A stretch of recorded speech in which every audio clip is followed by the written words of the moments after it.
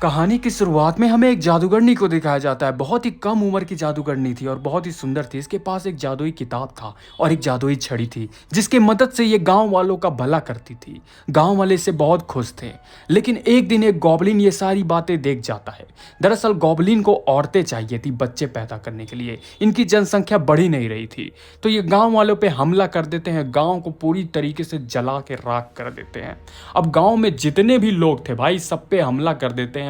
गांव वालों को चुन चुन के मारते हैं। एक भी गांव वालों को छोड़ते नहीं है। अब सभी के सभी गांव वाले मर जाते हैं। अब गॉबलिन बहुत ही ज्यादा गुस्से में होते। इनको औरतें चाहिए थी। अब एक ही औरत थी इस गांव में और ये थी ये जादूगरनी।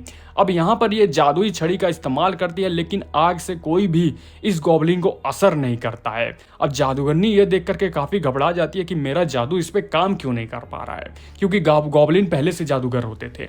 अब ये किताबों में भैया मंत्र ढूंढती थी कि जिसके मदद से गॉबलिन पे हमला कर पाए, लेकिन गॉबलिन इसके पास पहुंच जाता है। अब इसे समझ नहीं आता कि करे तो करे क्या, बचे तो बचे कहाँ। अब ये काफ़ी ज़्यादा गुस्से में हो जाती है। तभी हमें दिखाया जाता है एक बड़ा सा जाइंट सा गॉबलिन, बहुत बड़ा गॉबलिन था भैया।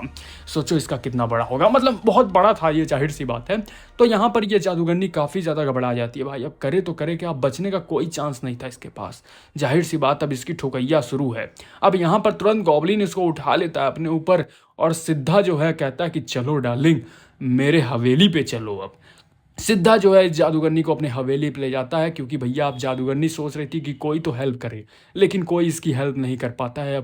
अब यहाँ पर हवेली में कोई नहीं होता। हवेली एकदम सुनसान होती है और हवेली में बस केवल एक औरत होती है और एक बड़ा सा गॉबलिन, मोटा हट्टा कट्टा। सोचो भाई कितना बड़ा होगा इसका, मतलब बड़ा आदमी था, मतलब बहुत बड़ा आदमी था। अब यहाँ पर बस इसको, इस औरत से केवल एक ही काम था, बच्चे पैदा करना। तो अपना कार्यक्रम शुरू कर देता है यहाँ पे। आप समझ सकते हो भैया कार्यक्रम बहुत गहरा होगा।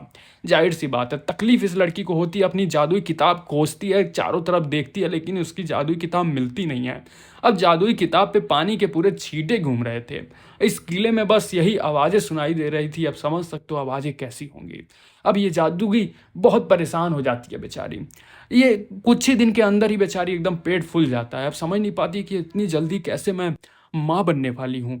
कुछ दिनों के बाद इसके छोटे छोटे बच्चे पैदा हो जाते हैं, एकदम गॉबलिन की तरह, मतलब गॉबलिन के ही बच्चे ही होंगे, जाहिर सी बात है।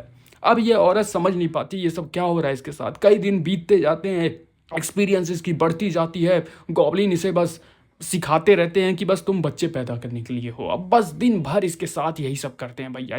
इस पूरे हवेली में बस चीखें निकलती हैं भैया। अब इस औरत को भी मजा आने लगा था। कुछ दिन तक बीत जाते हैं ना, जब इसको तकलीफें खत्म हो जाती हैं तो इसे मजा आने लगता है इस चीज में। गॉबलिन का मिल गया था बड़ा, तो जाहिर सी बात है मजा आने लगा था इसको भी। तो भैया बड़ा खतरनाक एनीमे है। एनीमे का नाम अगर चाहते हो चैनल को सब्सक्राइब करो, फिर कमेंट में कह दो एनीमे का नेम बताइए। सर सर बोलना, भैया मत बोल देना। सर पूछो, yes I am the sir.